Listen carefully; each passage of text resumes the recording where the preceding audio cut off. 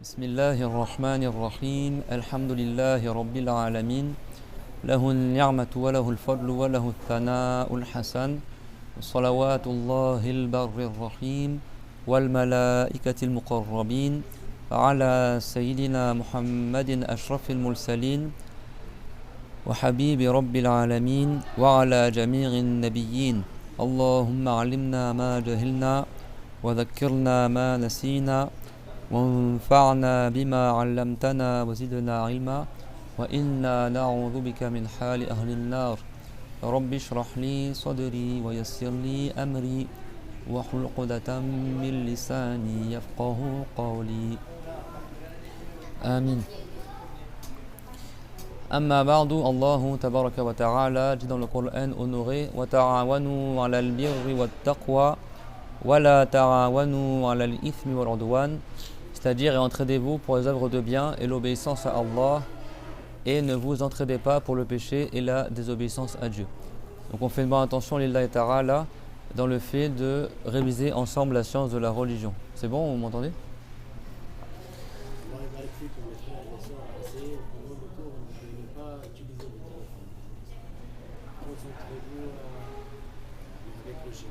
Inch'Allah. C'est bon pour vous?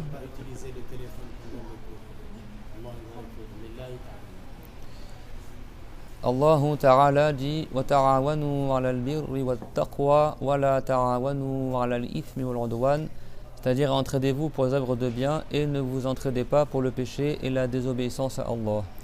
Et le prophète Muhammad sallallahu alayhi wa sallam a dit إِنَّمَا الْأَعْمَالُ بِالنِّيَّاتِ وَإِنَّمَا لِكُلِّ امْرِئٍ مَّا نَوَى, c'est-à-dire certes les bonnes œuvres ne valent que par les intentions, et certes chaque personne a pour elle ce pourquoi elle a fait l'intention.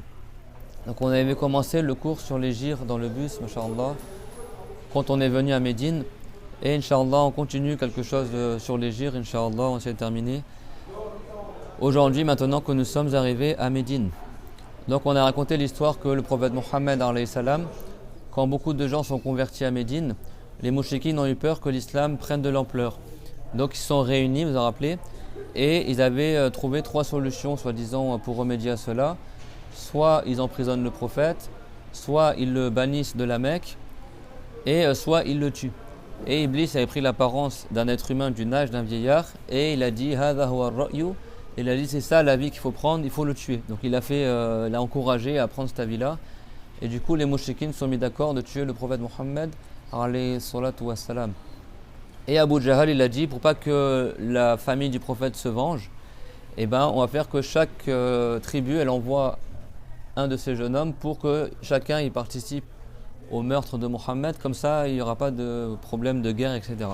Et ils se sont mis d'accord sur ça, et Allah Ta'ala a protégé le prophète Mohammed en envoyant l'ange Jibril qui l'a prévenu, et le prophète il a dit à Ali ibn Abi Talib de dormir à sa place dans le lit, et il l'a recouvert avec sa bourda, et il a dit tu ne crains rien tant que tu restes sous cette couverture là. Et après les mouchriquines sont venus, n'ont pas trouvé le prophète Mohammed, et Ali s'est levé, ils ont vu que le prophète n'était pas là, du coup ils sont sortis. Donc Al-Mustafa alayhi salatu wassalam kharaja ila bayti as-Siddiq dhuhran, donc le prophète après il est parti au moment du dhuhr à la maison du Abu Bakr as-Siddiq, faqala inna Allah adina li fil hijra, et le prophète il a dit Allah il m'a autorisé de faire l'hijr, parce que le prophète Mohammed alayhi salam, ça prouve bien qu'il n'a pas fait l'hijr de sa tête et par crainte des mouchriquines, c'est qu'il attendait l'autorisation. La plupart des compagnons avaient fait l'hijr déjà, ils sont partis, d'accord, les hommes, les femmes, etc. Alors moi on m'a dit que c'est paisible, il y a plus de bruit ici que dehors, hein. Je sais pas, la prochaine fois on fera le cours dehors parce que là c'est une catastrophe, hein. On m'a dit tout à l'heure vous avez fait cours ici, c'était très bien, moi je trouve pas que c'est bien de faire cours ici. Il y a énormément de bruit, hein. Tout le monde m'entend quand je parle ou pas? C'est bon? On va continuer la ta'ala. Pas essayer le shaitan. Prochaine fois on fera dehors Inch'Allah ta'ala devant la mosquée. Et donc le prophète il attendait l'autorisation. Plein de compagnons ils sont partis. À la fin il restait quasiment que le prophète Mohammed alayhi salam, Abu Bakr, les filles d'Abu Bakr, le fils d'Abu Bakr le Siddiq, sa famille, l'imam Ali également. Mais la plupart des compagnons avaient déjà fait l'hijr. Et donc le prophète au moment du Dhuhr, parce que c'était le matin qu'ils ont voulu tuer le prophète, c'était la nuit, et après ils sont restés jusqu'au petit matin à chercher où est le prophète, et après au petit matin, Ali s'est levé, ils ont vu que le prophète n'était pas là, ils sont partis, les mouchriquines. Donc ils l'ont pas tué. Et après au moment du Dhuhr, le prophète il est parti à la maison de Abu Bakr as-Siddiq, et il a dit Allah, maintenant il m'a autorisé à aller faire l'égir. Et donc là, Abu Bakr il a dit à Sourba, il a dit le fait que t'accompagner pour l'égir, il est venu. Maintenant, je peux pouvoir t'accompagner. Et donc il a dit Indi naqatani urtika ihdahuma. Et donc il a dit au prophète alayhi salam, j'ai 2 chamelles, je te donne une des 2 que tu utiliseras pour l'égir. Et le prophète il a dit alayhi salam, il a dit bith saman. Il a dit moi je la prends avec un prix, c'est-à-dire que je te l'achète. Même dans ça, dans l'égir, tout ça, le prophète il a préféré acheter, pas qu'Abu Bakr as-Siddiq il donne la chamelle. Abu Bakr lui il espérait dans son cœur être celui qui va accompagner le prophète, mais le prophète ne l'a pas dit clairement, il a dit attends encore, peut-être que Dieu il fera que tu auras un compagnon dans l'égir, mais il ne lui a pas dit qui. Et donc Abu Bakr, comme il espérait partir avec le prophète, en amont il préparait comme ça 2 chamelles dans l'espoir peut-être de partir avec le prophète. Et donc quand le prophète l'a annoncé qu'il allait partir avec lui, Abu Bakr il s'est mis à pleurer. Et il a dit enfin ta compagnie elle va m'être accordée. C'était un grand honneur pour Abu Bakr as-Siddiq, au point qu'il a voulu donner une des 2 chamelles au prophète pour faire l'égir. Et le prophète malgré ça il a dit moi je te l'achète. Fatajahaza. Donc ils sont mis à se préparer pour faire le voyage. قالت عائشة وضعنا لهما سفرة من جراب قطعت أسماء بنت أبي بكر قطعة من نطافها فربطت به فمه فسميت ذات النقاطين. Et donc Aïcha qui rapporte l'histoire comment s'est passé de l'égir. Aïcha c'est qui? C'est la fille de Abu Bakr. Donc elle était restée chez son père dans l'attente de faire l'égir aussi, Abu Bakr et sa famille. Il y avait également Asma, il y avait également le fils d'Abu Bakr as-Siddiq qui était resté, d'accord, comme on va le voir maintenant incha'Allah ta'ala. Donc qu'est-ce qu'elle a dit à Aïcha? Elle a dit nous avons préparé pour vous 2 et pour son père et le prophète alayhi salam de la nourriture, les provisions pour le voyage qu'on appelle soufra. En arabe ça veut dire la nourriture que tu prépares pour le safar, d'accord, en arabe safar c'est le voyage. Et ils ont mis comme dans une sorte de gourde de récipient, et tu sais après tu dois mettre une ficelle ou un truc pour attacher le haut pour que ça se tienne, Nani. Et donc elle a dit Asma, donc la sœur de Aïcha, la fille d'Abu Bakr, qu'est-ce qu'elle a fait? Elle avait genre un morceau de tissu sur elle, son habit. Qu'est-ce qu'elle a fait? Elle l'a pris, elle l'a déchiré en 2 et avec un des bouts elle a attaché elle-même avec son propre habit la bouche, l'embouchure du récipient pour que le prophète alayhi salam il puisse le prendre en provision pour le voyage. Et donc du coup Aïcha radhiyallahu anha, elle a dit que sa sœur Asma elle a été nommée Zatun Niqatain, ça veut dire celle qui a les 2 morceaux de tissu, parce qu'elle avait carrément sacrifié entre guillemets une partie de son habit pour pouvoir sceller la nourriture du prophète alayhi salam. Donc elle a été surnommée Zatun Niqatain, celle qui a les 2 niqat, le niqat c'est-à-dire les 2 morceaux de tissu. radhiyallahu anha. فخرج من خوخة لأبي بكر ليلا. Donc ils sont sortis de la maison d'Abu Bakr la nuit. Donc, le prophète est allé au moment du Dhuhr chez Abu Bakr, ils ont préparé le voyage et après la nuit ils sont partis pour commencer leur égir. فخرج من خوخة لأبي بكر ليلا فترافق إلى الغار وهو بغار جبل يقرب مكة فدخلاه. Et donc après ils se sont tenus compagnie le prophète Abu Bakr jusqu'à arriver à une grotte, d'accord. Cette grotte là, Huwa bi Thawr, c'est une grotte qui était dans Thawr, qui est une montagne qu'on est passé à côté, vous vous rappelez quand on était à la Mecque, la montagne de Thawr, qui est une montagne qui est proche de la Mecque, et ils se sont introduits dans la grotte. Wa khayyama al-ankabutu ala babihi wa farrakhat hamamatun wa talabat Quraysh al-Mustafa ashad at-talab. Et donc quand ils sont entrés dans la grotte, il y a une araignée, elle a tissé une toile sur l'entrée de la grotte, et il y a un pigeon qui est arrivé et elle a pondu un œuf également à l'entrée de la grotte. Et là, Quraysh, quand ils se sont rendus compte que le prophète a quitté la Mecque, ils se sont mis à le rechercher de manière intensive. Et Quraysh, les mécréants de Quraysh, ça veut dire, ils ont mis comme récompense pour celui qui trouvera le prophète 100 chameaux. Alors un chameau aujourd'hui c'est environ 1000 euros. C'est comme tu promettais une récompense de 100 000 euros pour celui qui tue le prophète ou qui le ramène. Alors bien sûr pour eux ils ne considéraient pas que c'était un prophète. Pour celui qui juste il indique où est-ce que le prophète il est. 100 chamels. وأتوا إلى الغار فوجدوه كذلك حتى قال أبو بكر يا رسول الله لو نظر أحدهم إلى رجله لرآنا. Et donc ils se sont mis à rechercher au point qu'ils sont arrivés juste devant la grotte. Et ils ont trouvé la grotte avec la toile d'araignée et le pigeon. Et Abu Bakr les a vus, il était dans la grotte, il a vu qu'il y avait des gens devant la grotte. Et il s'est mis à craindre qu'ils les voient. Donc il dit Ya Rasulallah, s'ils regardent leurs pieds, ils vont nous voir dans la grotte. فقال عليه الصلاة والسلام اسكت ما ظنك باثنين الله ثالثهما. Et le prophète alayhi salam il a dit arrête-toi de parler, qu'est-ce que tu penses de deux personnes dont le troisième c'est Allah qui va les protéger. C'est-à-dire ça c'est une image pour dire qu'on n'est pas juste tout seul dans la grotte mais Dieu il nous aide. Alors Dieu n'est pas dans la grotte avec eux mais ça veut dire que Dieu nous soutient. On n'est pas juste nous deux comme ça à avoir entre nos mains notre situation. Allah en réalité est le troisième d'entre nous, ça veut dire c'est lui qui nous aide. Donc il a dit n'aie pas peur, n'aie crainte et ne parle pas. فتقدم جمع منهم فنظروا الحمامتين والعنكبوت فقالوا ليس في الغار أحد. Donc il y a un groupe des mouchikines qui sont arrivés devant la grotte et ils ont regardé. Ils ont vu une toile d'araignée qui bouge à l'entrée de la grotte. Ils ont vu deux pigeons qui ont pondu des œufs à l'entrée de la grotte. Bon, si quelqu'un il connaît un peu la nature, il sait bien que si tu rentres dans une grotte, la toile d'araignée elle va se déchirer, que les pigeons vont s'envoler. Donc par expérience, comme eux ils connaissaient bien le désert, connaissaient bien les animaux, etc. Ils ont dit il n'y a personne dans la grotte. Ils n'ont pas voulu même rentrer dans la grotte. Sans regarder, ils ont dit il n'y a personne. S'il y a une toile d'araignée et un pigeon, c'est que personne n'est passé par là. فقالوا ليس في الغار شيء وكان عامر ابن فهيرة يأتيهم ليلا ثم يسرح مع الناس.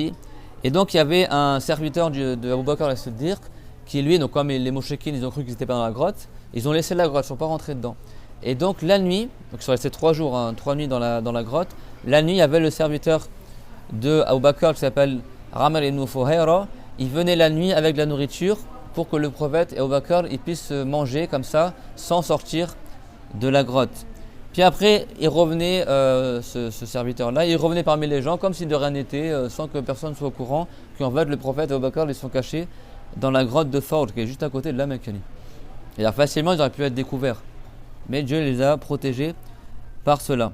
وبعد ثلاث ليال ارتحل ومعهما عامر ابن فهيرة يخدمهما. Et après 3 nuits dans la grotte, ils sont partis en voyage et il y avait Amir fils de Fuhayra qui était au service du prophète et d'Abu Bakr. Donc ils sont partis à 3 après, c'est bon. واستأجر عبد الله ابن أريقط من بني عبد ابن عدي يدلهما على الطريق وكان كافرا إذ ذاك ولا يعرف له إسلام.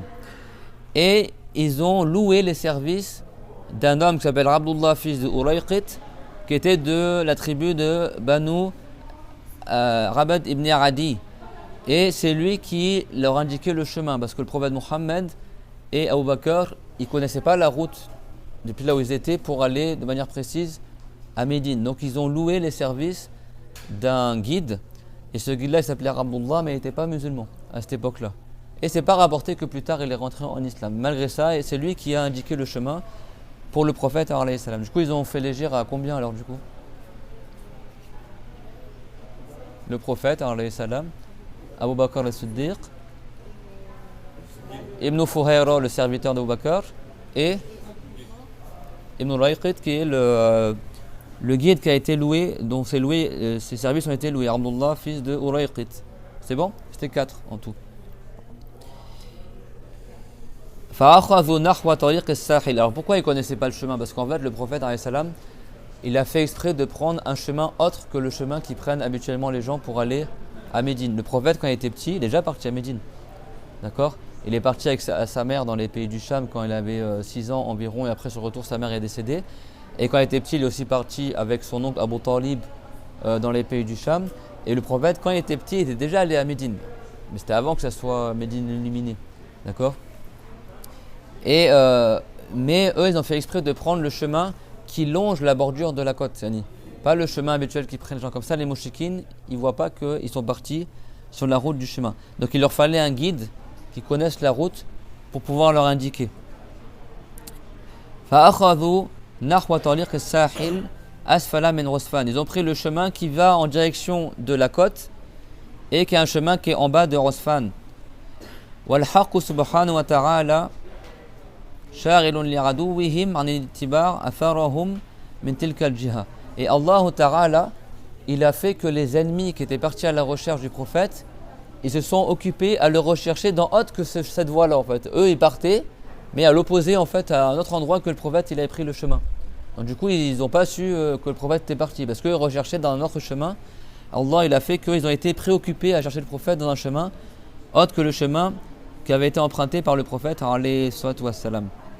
وبلغ سراقة بن مالك المدلجي أن سوادا مر بالساحل فركب فرسه منتهزا الفرصة خفية من قومه يريد برسول الله صلى الله عليه وسلم فتكا أي قتلا ليحصل على ما جعلت قريش لمن رده أو قتله.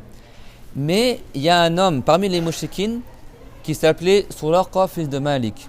Suraqa fils de Malik de la tribu de Mudliji, il lui est parvenu qu'apparemment il y aurait un groupe de gens qui a été aperçu près de la côte, une noirceur comme ça de gens.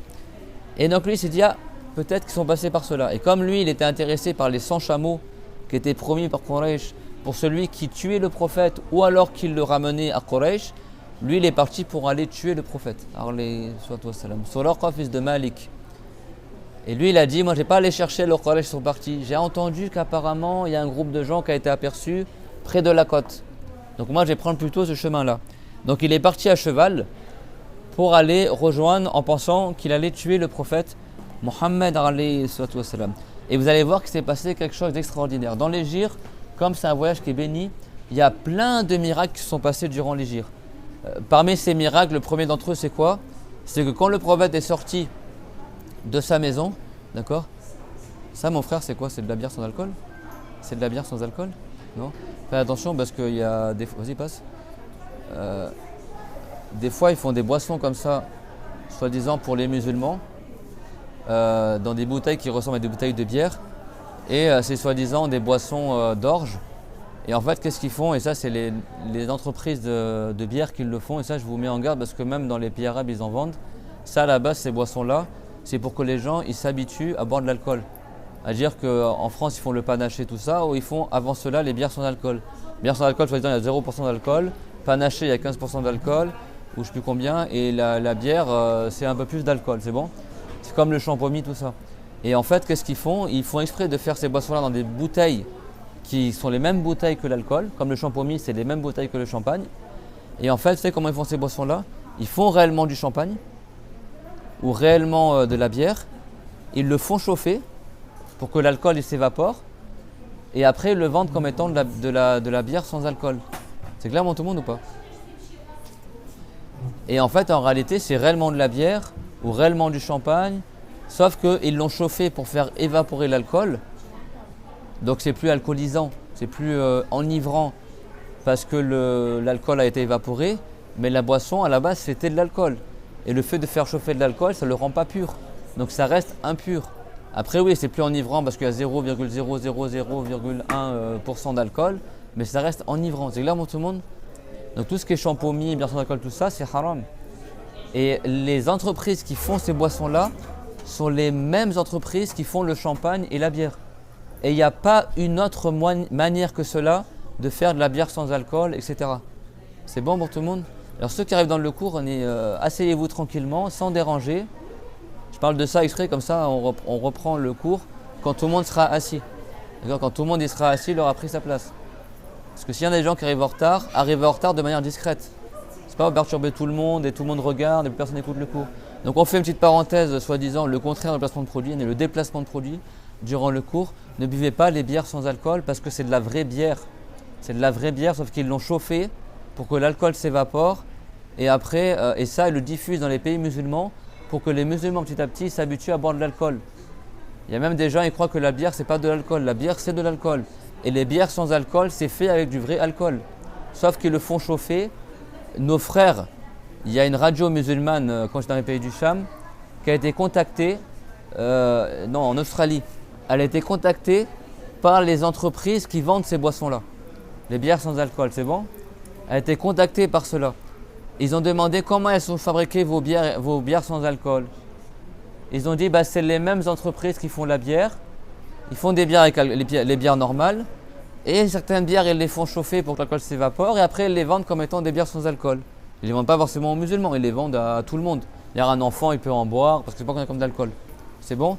Et il y a un règlement européen qui dit que s'il y a une boisson alcoolisée, mais que la teneur en alcool, elle est de 0,01 g ou % d'alcool, ils ont soi-disant, ils confèrent le droit de la commercialiser comme étant une boisson sans alcool. Alors qu'en réalité, il y a de l'alcool dedans. Et c'était de l'alcool, c'est bon? La radio musulmane ont demandé, est-ce qu'il y a une autre manière que cela de fabriquer ces bières-là? Ils ont appelé les entreprises. Est-ce qu'il y a une autre manière que cela de faire la bière sans alcool? Ils ont dit non, c'est comme ça qu'on fait la bière sans alcool. Et c'est pour ça qu'ils mettent des noms, ça Holstein, c'est des noms allemands, Yanni. Parce que la bière, ça a été inventé par les monastères en Allemagne. Parce que les chrétiens, dans leur religion à la base, c'était interdit, les chrétiens, de boire de l'alcool. C'est pour ça que chez les chrétiens à la base, le pain de messe, le pain sans levain, il n'y a pas de levain, parce que le vin à la base, c'était fait avec de l'alcool de raisin. Ou de l'alcool, ils faisaient fermenter de la farine, ou jusqu'à aujourd'hui, le pain français traditionnel, ils font fermenter du raisin, ils font du levain de raisin dans certains pains, pas tous les pains, après il y a des trucs chimiques, mais on parle, il y a certains pains traditionnels français, pour qu'ils gonflent, ils font fermenter du raisin, du jus de raisin, jusqu'à aujourd'hui ils le font dans certaines boulangeries traditionnelles, pour après c'est alcoolisé, ils mettent ça dans la pâte, et quand tu cuis la pâte, l'alcool s'évapore, ça fait gonfler la pâte, et ça fait la mie de pain. C'est pour ça que chez les chrétiens, le pain de messe, le pain religieux, il est tout plat. Il est fabriqué dans des villages français parce que c'est du pain sans levain. Pourquoi? Parce qu'à la base, chez les chrétiens, c'est interdit de consommer l'alcool. Donc le pain, soi-disant sacré de messe, pour la messe, il n'y a pas d'alcool dedans. Et comme il n'y a pas d'alcool dedans, la pâte, elle ne gonfle pas, donc ça ne fait pas de mie, donc le pain, il est tout plat. C'est ça que les hosties à la messe dans les églises, ils sont tout plats. Et c'est pour ça aussi que les pains arabes sont tout plats.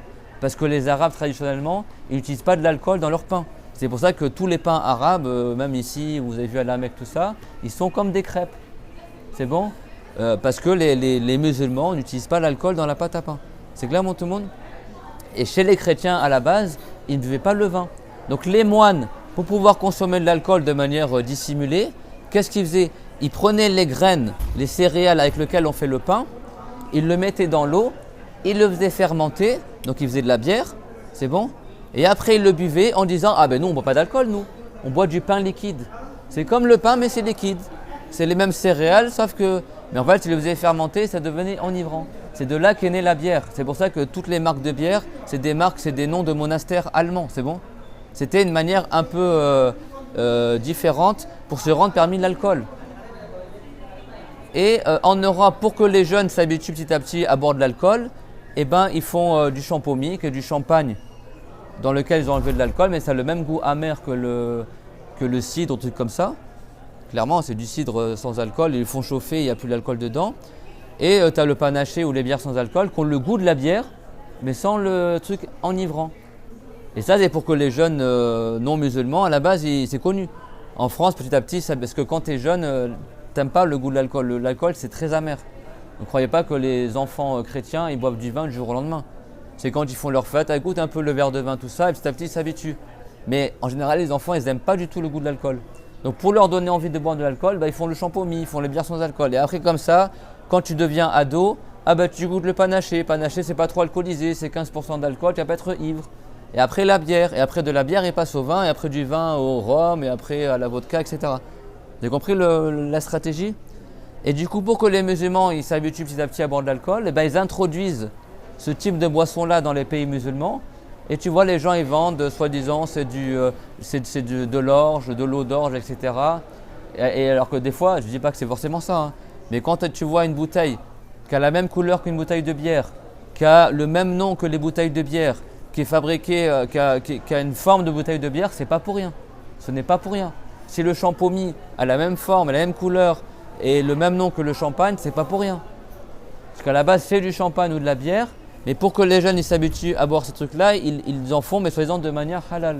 Et malheureusement, on introduit ça dans les pays musulmans, et de plus en plus, il y a des musulmans qui en boivent.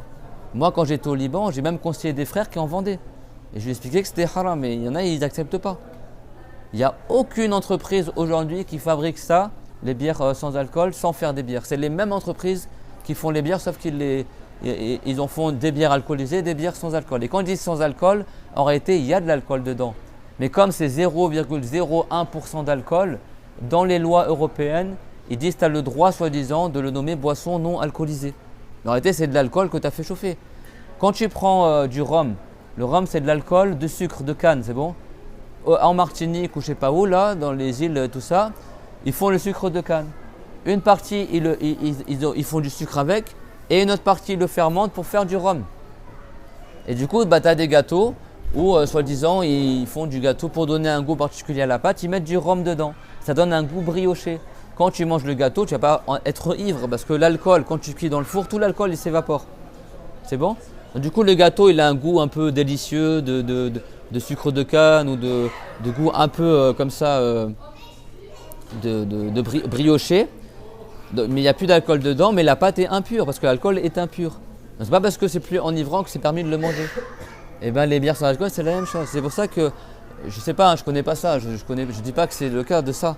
Mais bon, quand tu vois Moyen-Âge, type Moyen-Âge, chevalerie européenne, avec un nom Holstein, je sais pas quoi, allemand, la forme c'est une forme de bouteille de bière et le design c'est comme les bouteilles de bière et que c'est fait, bon là et c'est goût truc, mais bon. Voilà, il faut voir comment c'est fait quoi. C'est que là, bon, tout le monde n'a pas trop cherché longtemps. Je dis pas que tu as vu ça, d'accord? Mais il y a des trucs comme ça où des fois, méfiez-vous de ces boissons-là. C'est bon? Parce qu'il y a des trucs, des fois, c'est des stratégies pour que les musulmans ils boivent de l'alcool. Même s'ils disent soi-disant sans alcool ou machin. Des fois, c'est sans alcool parce que c'est 0,01% d'alcool. Alors, vinaigre, ça veut dire vin aigre. Le vinaigre, c'est de l'alcool qui a fermenté au point de devenir acide. L'alcool, c'est amer, le vinaigre, c'est acide. Le vinaigre, c'est permis. Parce que l'alcool, quand il fermente et continue à fermenter, il tourne. Quand le vin, il tourne, il devient aigre.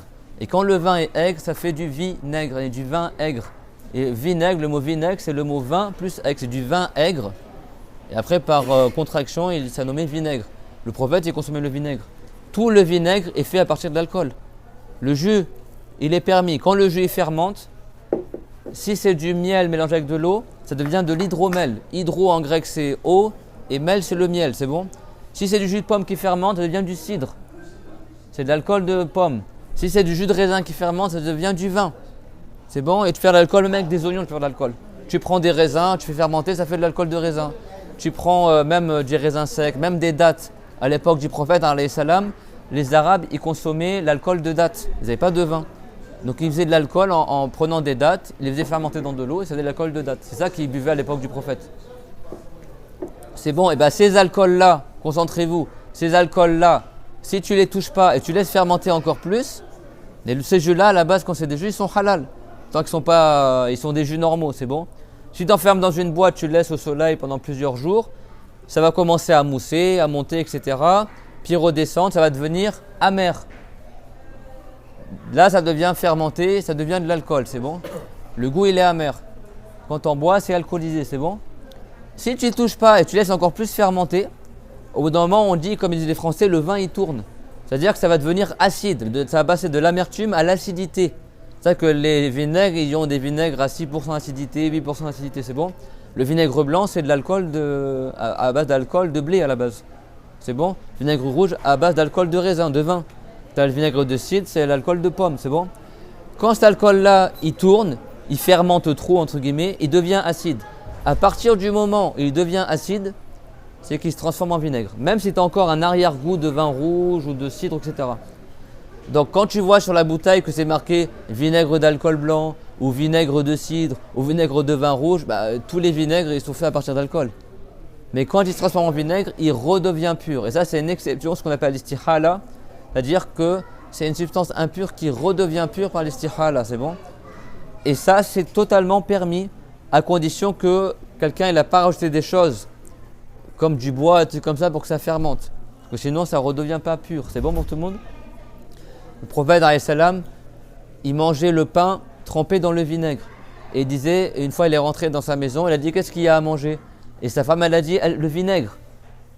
En France, le vinaigre, il ne mange que dans la salade. Personne ne va manger le vinaigre tout seul comme ça. Le prophète, alayhi salam, il a pris le vinaigre et il trempait le pain dedans et il mangeait le vinaigre comme ça. Et c'est très bon pour la santé. Et il disait, Ni'mal idamul khol, Ni'mal idamul khol, Ni'mal idamul khol.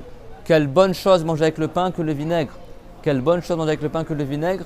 Quelle bonne chose manger avec le pain que le vinaigre. Il y a des gens ignorants, ils croient, pas parce que c'est marqué d'alcool, que ça veut dire que c'est de l'alcool. Le vinaigre est fabriqué à partir de l'alcool. Tous les vinaigres, mais le mot vinaigre en français, ça vient du mot vin. C'est du vin qui est aigre. Aigre en français, ça veut dire acide. C'est bon? C'est du vin qui a tourné, quoi. C'est bon? Certains, qu'est-ce qu'ils font? Ils prennent du vin rouge, ils le conservent jusqu'à qu'il devienne aigre, et après ça fait du vinaigre. C'est le vinaigre préféré des Français, le vinaigre de vin rouge. Ben, il est halal. Sauf s'ils mettent des plantes aromatiques dedans, alors que c'est encore du vin, et après ils laissent fermenter avec les plantes dedans, par exemple. Mais en général, ils rajoutent une fois que c'est devenu du vinaigre. C'est bon? Il y en a, ils mettent de l'ail, par exemple, pour qu'il y ait un goût d'ail. Bon, ma grand-mère, elle est italienne, qu'est-ce qu'elle fait? Elle achète le vin rouge bon marché, alors c'est haram de faire ça. Elle le mélange au vinaigre pour qu'après le vin il tourne. Elle fait son vinaigre comme ça. C'est bon? Et ça, c'est pas bon. Parce que elle mélange du vin qui n'est pas encore vinaigre à du vinaigre. Donc du coup, le vinaigre devient impur, même si le vin après il tourne. C'est clair, tout le monde? Donc les savants, ils disent, si toi tu as du jus de raisin et que tu le fais fermenter pour que ça devienne de l'alcool, si toi ton intention c'est que cet alcool-là, tu veux en faire du vinaigre, ils appellent ça l'alcool muhtaram. Khamar muhtaram, ça veut dire que c'est de l'alcool entre guillemets honorable. Parce que c'est pas de l'alcool que tu veux consommer pour le boire. Tu veux le conserver pour qu'après il devienne du vinaigre. Tu es obligé de faire de l'alcool pour faire du vinaigre. Donc les musulmans, comment ils font du vinaigre? Ils vont faire du vin, mais ils ne vont pas le consommer. Et ils vont le laisser fermenter encore plus jusqu'à qu'il devienne acide. Et quand il devient acide, après ils le consomment en tant que vinaigre. Ça appelle ça al-khamar al-muhtaram, le vin respectable. C'est clair, tout le monde, ça? Même ce vin-là, qui est à objectif de faire de l'alcool, tu n'as pas le droit de le vendre et de l'acheter. Tu attends qu'il devienne du vinaigre, et une fois que c'est du vinaigre, tu peux le vendre et l'acheter et le consommer. C'est clair? Donc n'ayez pas peur quand vous voyez vinaigre d'alcool, ou vinaigre de vin rouge, ou vinaigre de cidre. Tous les vinaigres, ils sont faits avec de l'alcool. C'est de l'alcool qui a fermenté de manière de sorte qu'il a tourné. D'ailleurs, les Français, quand ils boivent du vin, quand ils voient que le vin il est acide, ils disent, ah, ce vin-là, il a tourné. Ils le boivent plus. Ils considèrent qu'il a fermenté, il est bouchonné, il a mal été conservé, etc. Parce que le vin, si la bouteille est mal fermée, et ben, s'il y a de l'air qui rentre, ça fait fermenter encore plus le vin. Et eux, ils mettent un bouchon en liège pour que le vin il reste tel quel et ne fermente pas plus. Il bloque la fermentation. Mais si le vin il est mal bouchonné, etc., ben, des fois l'air il rentre et du coup ça accélère la fermentation et il tourne. Quand il tourne, c'est-à-dire que le vin c'est de la piquette, quoi. Il est plus consommable. Ben, après ça devient du vinaigre. Justement, là c'est plus de la piquette, c'est du vinaigre halal. Parce que des fois tu consommes du vinaigre de vin rouge, il y a encore, bon vous ne connaissez pas le goût du vin rouge, heureusement, alhamdoulilah, mais des fois dans certains vinaigres de vin rouge, tu as encore le goût du vin derrière, mais avec l'acidité du vinaigre. À partir du moment où l'acidité elle est apparente, c'est plus de l'alcool. C'est bon? Même si tu as encore le goût du cidre ou du. Parce que dans le vinaigre du vin rouge, tu as un arrière-goût de vin rouge ou de cidre, etc. Mais c'est devenu acide. Donc là, c'est du vinaigre qui est halal et le prophète en consommait. Et donc c'est pas du tout interdit comme certains ignorants y pensent. Pas parce que c'est marqué alcool dessus que c'est un vinaigre d'alcool, mais tous les vinaigres sont faits avec de l'alcool. C'est bon? Donc les moines chrétiens, soi-disant, ils faisaient fermenter du houblon avec lequel à la base ils faisaient du pain. Ils disaient on boit du pain liquide. C'est pour ça que toutes les marques de bière, c'est des trucs de moines. À la base, l'alcool c'était interdit chez les chrétiens aussi. Mais eux, ils ont trouvé une manière détournée de boire de l'alcool en cachette en prétendant qu'ils boivent du pain. Ah bah non, nous on boit pas du raisin fermenté, on boit du houblon. Le houblon, on fait le pain avec, vous avez compris?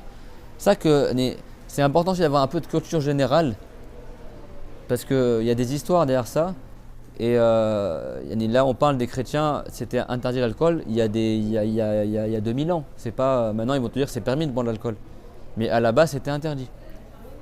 Chez les juifs et les chrétiens de boire de l'alcool. C'est clair, tout le monde? Et il y en a, même à l'époque du prophète, se rendaient permis de boire de l'alcool. Mais à la base, les chrétiens, pour eux, ils ne boivent pas d'alcool.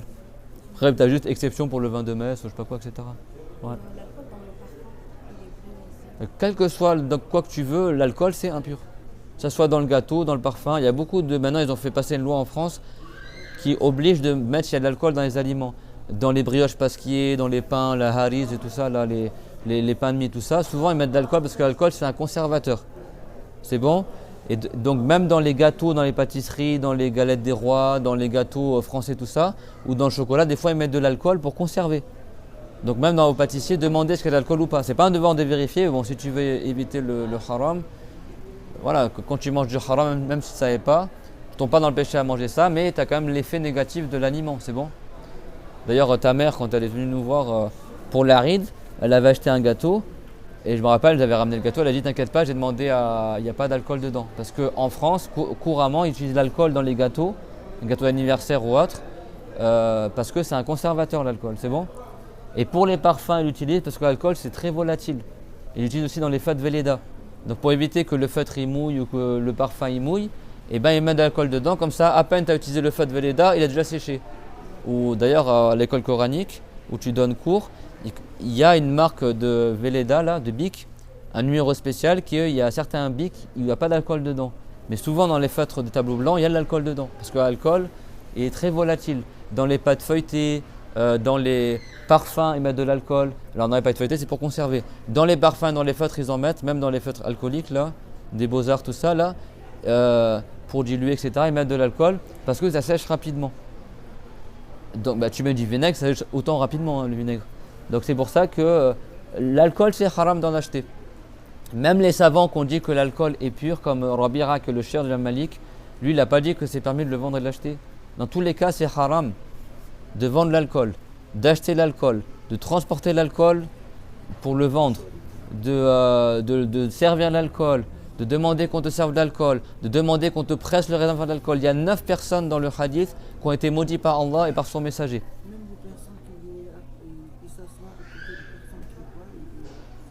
S'il s'assoit pour tenir compagnie à ceux qui boivent de l'alcool, c'est haram, c'est bon?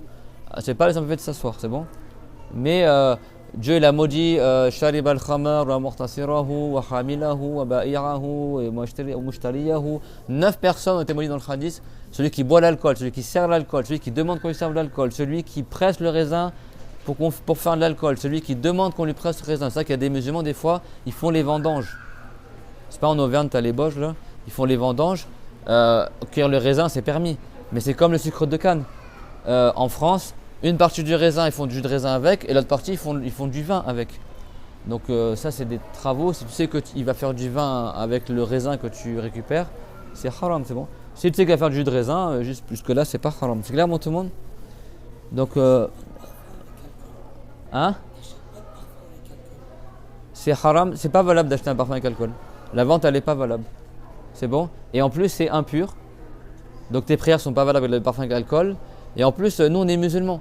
On n'a pas le muscle, le rôde, les parfums qui augmentent l'intelligence, qui sont utiles même pour la santé. On a les meilleurs parfums au monde. Le muscle, même les non-musulmans, ils utilisent beaucoup de grandes marques de parfums. C'est des mélanges de muscles qui rajoutent des trucs avec. On a les meilleurs parfums au monde. Le muscle, le rôle, le handball, qu'est-ce qu'on va chercher des parfums à 2 francs 6 sous, là, chimiques je sais que les parfums européens, des fois ça nuit à la santé même. Au niveau respiratoire, au niveau même les produits chimiques qu'ils mettent dedans, etc. Ça rentre dans les pores de ta peau, ça va dans ton sang directement, hein, les produits du parfum. Tels que le muscle, le handball, c'est des huiles ou des parfums naturels, soit avec des plantes ou des animaux, des choses comme ça, qui ont des vertus même thérapeutiques. Le muscle est utilisé dans beaucoup de médicaments. C'est clair, tout le monde? Qu'est-ce qu'on va chercher eau de Chanel ou l'eau de Cologne par exemple? Dans le passé, jadis, chez les Françaises, qu'est-ce qu'ils faisaient des fois? Parce qu'ils n'avaient pas souvent leurs cheveux, pas que les cheveux soient gras, ils utilisent l'eau de Cologne. L'eau de Cologne, c'est quoi? C'est de l'alcool. L'alcool, c'est une odeur forte qui bourre avec de la lavande. C'est une odeur très très forte de lavande pour masquer la couleur de l'alcool. Et qu'est-ce qu'ils font quand la fille a les cheveux gras? Comme ils ne se lavent pas beaucoup les cheveux, etc., pour que les cheveux soient soyeux, même si quelqu'un a les cheveux très huileux, tout ça, si tu mets du vinaigre, ça te rend les cheveux plus soyeux, c'est bon. Ben eux, qu'est-ce qu'ils font? Ils utilisent de l'alcool carrément. Mais pas qu'il y ait la mauvaise odeur, ils mettent beaucoup de lavande. Ils parfument avec l'eau de lavande. C'est ce qu'on appelle l'eau de Cologne. C'est de l'alcool, l'eau de Cologne. Mais qui a une odeur très très forte de lavande. Et ils en mettent dans les cheveux des petites filles pour que les cheveux soient plus soyeux, etc. Je trouve même des femmes africaines ou autres achètent ça. Il y a de l'alcool dedans et c'est pas de l'alcool faible, c'est de l'alcool costaud, Yannick. C'est pareil de l'alcool pour désinfecter, l'alcool à brûler. Même si c'est pas pour le boire, c'est haram. Si tu veux l'avoir, tu fais un don par exemple à la personne, mais tu peux pas le vendre ni l'acheter. Même si c'est dans un parfum, ou même si c'est dans un aliment, ou même si c'est pour en boire, ou pour désinfecter, l'alcool, celui qui en achète, il est maudit. Donc ceux qui ont dit que l'alcool est pur, ils ont dit c'est pur pour certains, la plupart ont dit que c'est impur, c'est bon. Même chez les malikites, c'est impur, parce qu'il y a beaucoup de frères et sœurs en France, ils disent ouais, il y a un avis sur les malikites. Non, chez les malikites, c'est impur. C'est le cher de Imam Malik. Le cher de Imam Malik, c'est pas un malikite, c'est son cher. Rabi'atul Ra'i, qui était un mujtahid, lui, dans son ijtihad, il a trouvé que l'alcool n'est pas impur. Mais c'est pas pour autant qu'il a dit tu as le droit de le boire, ou tu as le droit de le vendre ou de l'acheter. Non, mais juste il a dit que c'est pas une impureté. Comme pour le chien par exemple et le cochon, chez les malikites, le chien et le porc, leur corps, l'extérieur de leur corps n'est pas impur. C'est pareil ijtihad, chez les Javérites c'est impur, c'est bon, mais c'est pas pour autant qu'ils ont dit c'est permis de manger le chien ou le porc ou de le vendre ou de l'acheter. Muslim y rapporte Naha Rasulullah sallallahu alayhi wa sallam an thamanil kalb, que le prophète a interdit de prendre un prix pour le chien, tant le chien il est utile. Les Javérites ont déduit que ça veut dire que le chien est impur. Les Malikites, ils ont d'autres ijtihad, c'est bon? Ouais.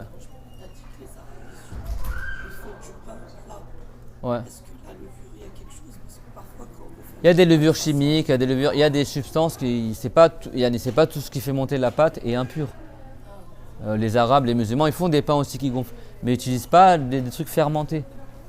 C'est bon ou pas? Il y a des levures chimiques que lorsqu'elles sont mises dans la pâte quand ça chauffe, ça fait une réaction et ça fait gonfler la pâte. C'est bon? Mais, alors eux disent réaction alcoolique, tout ça, mais ça ne veut pas dire que c'est alcoolisé dès le départ. Mais tu as des levures, qu'est-ce qu'ils font? Ils prennent de l'eau, c'est connu chez les boulangers, ils mettent de la farine dedans et ils attendent plusieurs jours pour que la farine elle fermente, c'est-à-dire pour que ça soit de l'alcool, Yanni. Et après ils en mettent un petit peu à chaque fois qu'ils font un croissant ou un truc comme ça, ils en mettent. Et puis à chaque fois ils alimentent la fermentation, Yanni. C'est ce qu'on appelle le levain, c'est bon? Tu as des boulangeries à Paris, depuis un siècle, ils utilisent toujours le même levain. C'est-à-dire qu'ils en prennent un petit peu, ils en mettent dans la pâte, ils rajoutent un peu d'eau. Et toujours ils alimentent comme ça depuis un siècle le même levain. Alors, imagine la fermentation, et ça donne un goût très très acide à la pâte à. Les pains qui sont faits, les pains français qui sont faits avec de la levure alcoolisée, souvent ils ont un goût très amer quand tu les manges. Ils ont une mie très.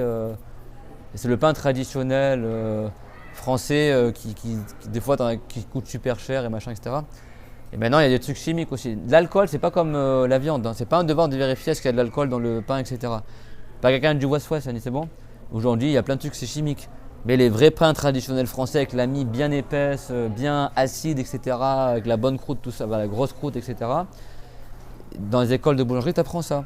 Soit ils prennent du raisin, ils le mettent dans l'eau et laissent fermenter pendant plusieurs jours, et après ils mettent de la fermentation du raisin dans la pâte à pain. Ou alors ils font ça avec la levure. C'est pas tout ce qui est levain, c'est forcément de l'alcool, c'est bon pour tout le monde? Mais traditionnellement, il y a des siècles en arrière, chez les chrétiens, il n'y avait pas les trucs chimiques. Donc eux, ils faisaient du pain sans levain. C'est connu, l'hostie de la messe, c'est du pain sans levain. Pourquoi il est tout plat? Parce qu'il n'y a pas de levain, tout simplement. Pourquoi le pain, il gonfle? Pourquoi il y a de la mie, le pain?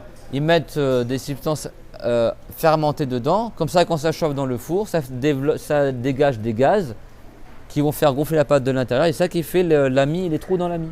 Ou sinon, un gâteau, tu fais un gâteau, tu ne mets pas de levure dedans, ça fait un brownie. Ça fait un gâteau tout raplat. C'est bon? C'est pour ça que tous les pains marocains, les pains libanais, les pains palestiniens, même ici, vous voyez, c'est des pains tout raplat. Parce que les musulmans n'utilisent pas le levain. Mais après, il y a d'autres manières que le levain. Tu as de levain chimique, tu as d'autres façons, d'accord? Quel insecte décide à la consommation, mis à part le criquet? Hein? Mis à part le criquet. Ouais. Quel insecte décide à la consommation? C'est le criquet qui est listé à la consommation. Et le fait qu'ils ont décidé, l'Union européenne, de mettre des insectes dans la plupart des aliments, comment on doit nous se comporter Tout ce qui est autre que la viande, c'est pas un devoir de vérifier. C'est bon? Tant qu'il y a un doute, tu peux manger. C'est bon? Quelqu'un il te passe une brioche, est-ce que c'est il y a de l'alcool dedans ou pas? Les pâtes feuilletées, il y en a certaines pâtes feuilletées, je crois comme Marie ou trucs comme ça là, utilisent du vinaigre pour conserver. Tu vois? Quelqu'un il t'invite à manger, il a fait une tarte ou une pizza maison avec la pâte feuilletée, j'en sais rien moi.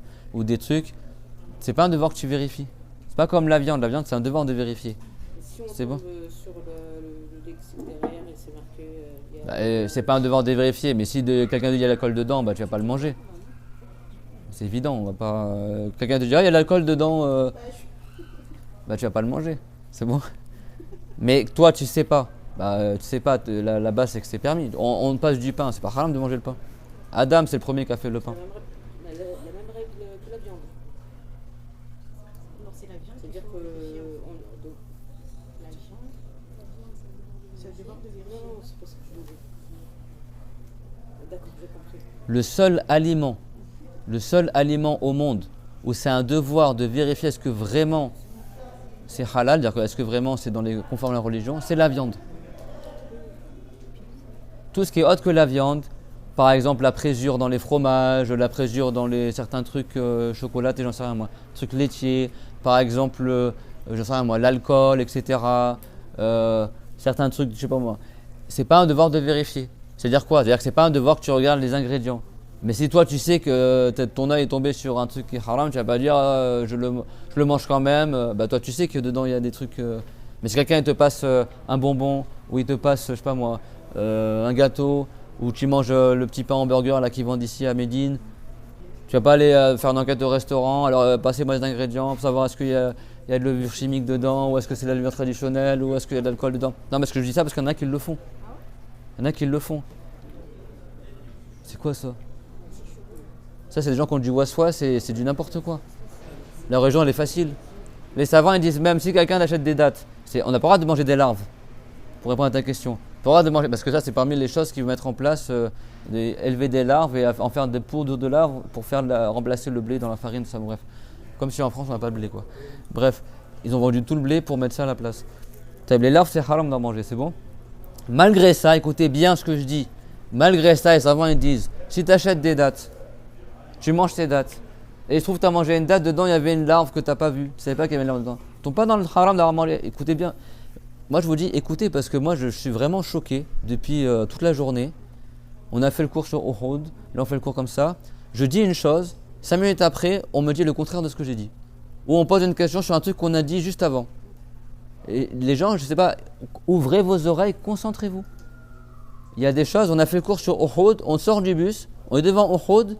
On pose la question sur un truc que j'ai dit juste avant. Des fois, je me dis, mais vous n'écoutez pas le cours en fait? On l'a expliqué juste avant. On dit un truc, 5 minutes après, on pose la question, c'est le même truc que j'ai dit juste avant. Donc, soyez attentifs. Le cours de religion, ce n'est pas un divertissement. On n'est pas juste, on se fait plaisir.